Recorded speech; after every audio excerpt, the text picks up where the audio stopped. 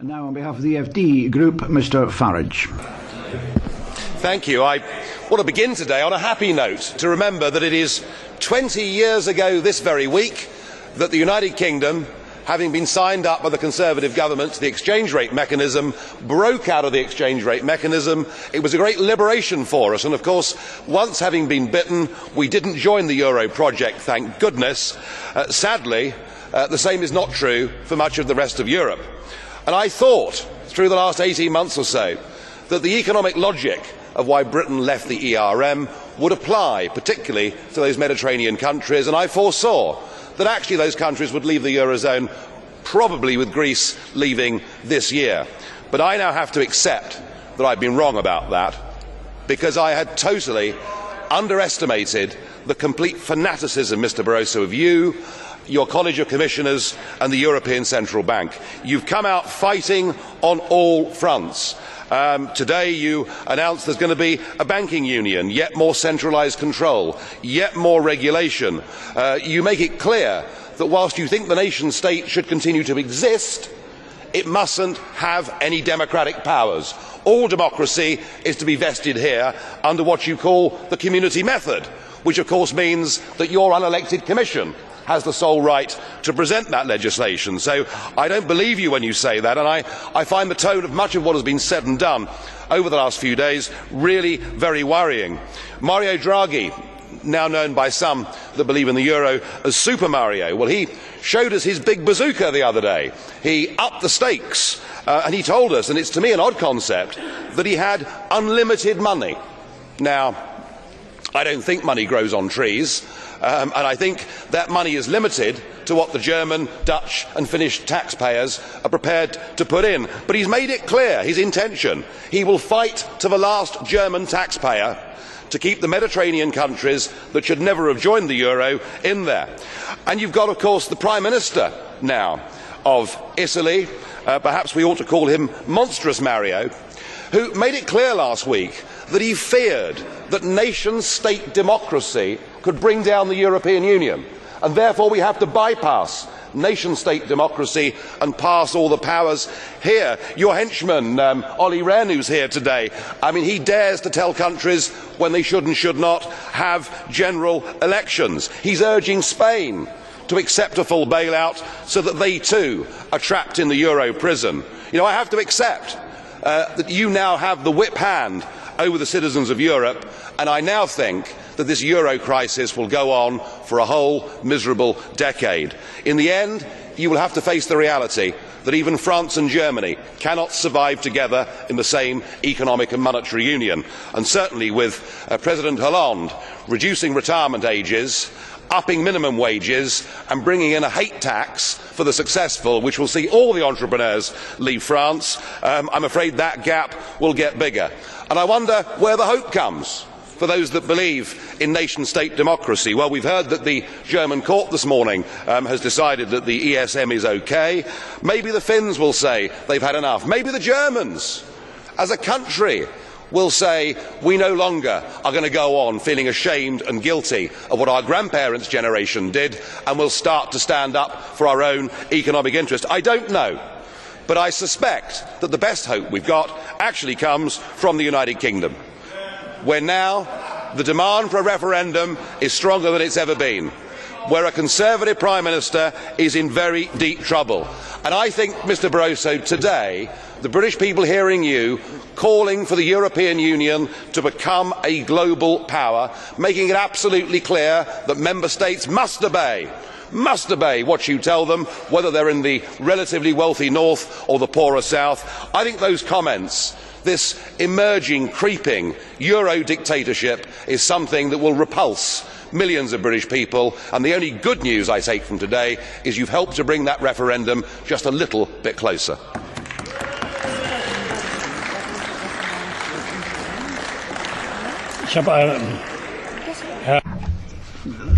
Mr. Farage, I have a question for you. Will you accept it? Mr. Leichtfried. Thank you. President, thank you. Thank you, Mr. Farage. When I was a young member, a long time ago, of course, Some people learnt then to listen, but it's getting a bit boring. For the last decade, you've been telling us how awful, how monstrous everything is here, and there's going to be doom tomorrow. The disasters are going to come to us from all sides. And what's happening? I'm not afraid of tomorrow morning. Some people perhaps believe you. Some of the older people perhaps believe what you're saying, but I don't. I mean, think about something new. Say something new. Say something different. Well, I think the point about listening is a very good one. Very good one. You should have listened when the French people voted no to the European Constitution, but you chose to ignore them. You should have listened when the Dutch, by a massive majority of 2-1, said no to the Constitution, but you didn't. You rebranded it as the Lisbon Treaty without conceding a single power. You bulldozed it through, and here this morning we hear talk of a new treaty and a new constitution. And when Little Ireland not once but twice dares to vote no in a referendum on European integration, you don't listen, you bully them and make them vote again. You're the one, sir, who's not listening. Thank you.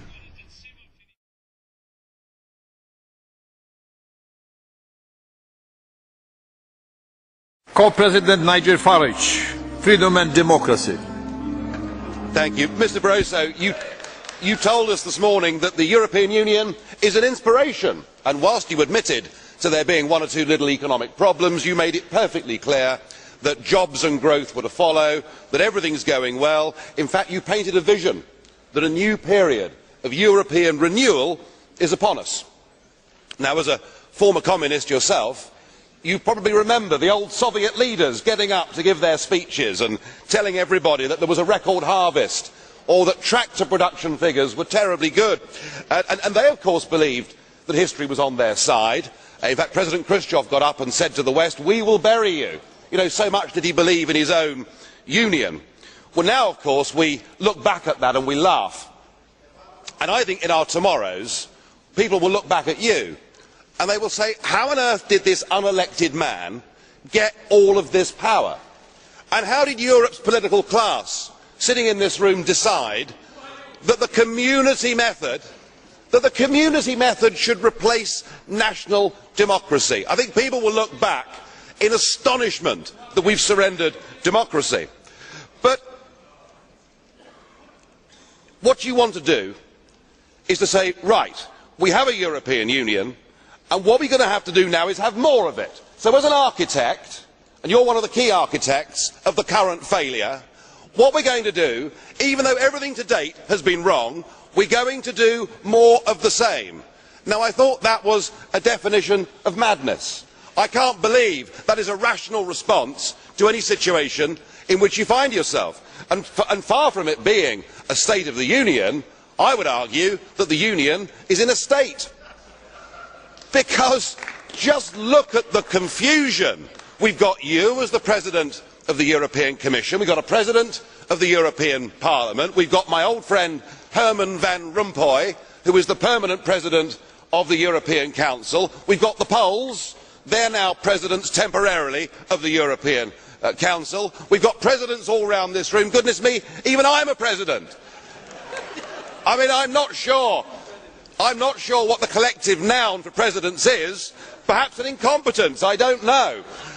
But certainly when you take away democratic accountability, it's clear nobody really is in charge. And it's developing as a union of intolerance.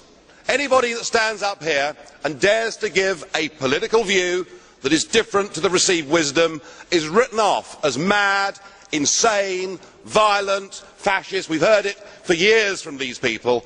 And the intolerance is so deep that when we get referendums in France, the Netherlands and Ireland that reject your view, you see it as a political class as a problem to be overcome. So I'm very worried about the whole root of this union.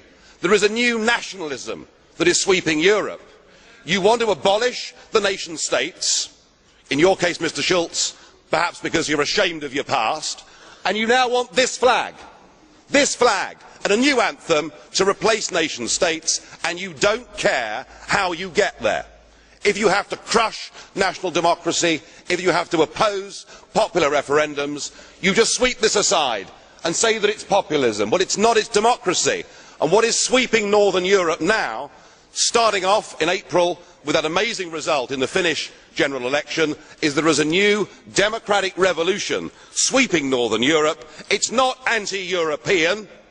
It wants a Europe of trade. It wants a Europe of cooperation. It wants a Europe where we can do student exchanges, where we can work in each other's capital cities. It wants those things, but it does not want this European Union model. Frankly, you are all now yesterday's men. Das Wort hat jetzt für die EFD-Fraktion Herr. On behalf of the EFD, Mr. Farage.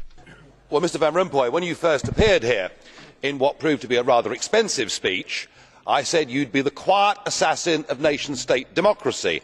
And sure enough, in your dull and technocratic way, you've gone about your course, but I have to say, you're even worse than I thought you were going to be. I thought it was just going to be a federal Europe, a federal union. But actually it appears, with every statement you make, that what you now want is the total subjugation of the states to completely undemocratic structures based in Brussels. I misread the bailouts. I thought that when the bailouts happened, and I could see the panic around this chamber, people fearing economic meltdown, but you of course were calm through it all, because you saw the bailouts as your opportunity to take control. Just think how Ireland today is managed, Greece for that matter. The sinister sounding troika come in, 50 officials, spend a few days in the country, investigate the situation, and then tell puppet prime ministers what they may or may not do. And I note great enthusiasm in this chamber for Spain to have a bailout. Lots of members here want Spain to accept the bailout so that they too are subjugated to this new order. Indeed, in Italy, the appointee there, Mr Monti, is very keen for his own country to be bailed out because, to quote him, he fears that parliamentary democracy could bring down the European Union.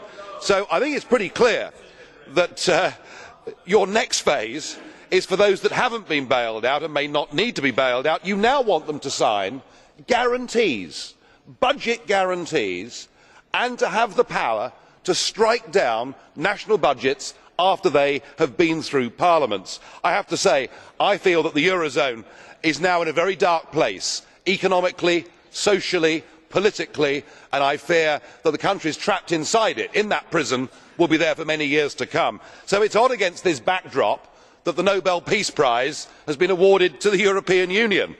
It's true that Germany hasn't invaded France since 1945, but I don't think there was any prospect of that happening, unless of course what you're all saying is that the Germans are inherently bad people. No, the threat actually came from Russia, and we should be thanking NATO, and we should be thanking millions of American soldiers who served on European soil to maintain peace. Yet I don't hear a word of that because we loathe America and everything that it stands for. No, this is now a divided, split Europe, with neo-Nazi politics on the rise, with violent demonstrations in the streets, and I frankly think that the award of that Nobel Prize devalues that whole organisation.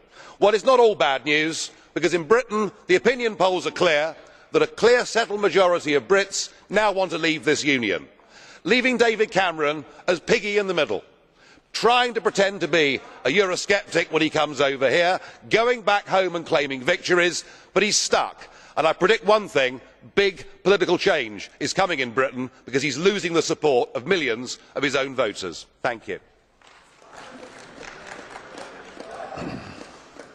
Das Wort hat jetzt für I know on behalf.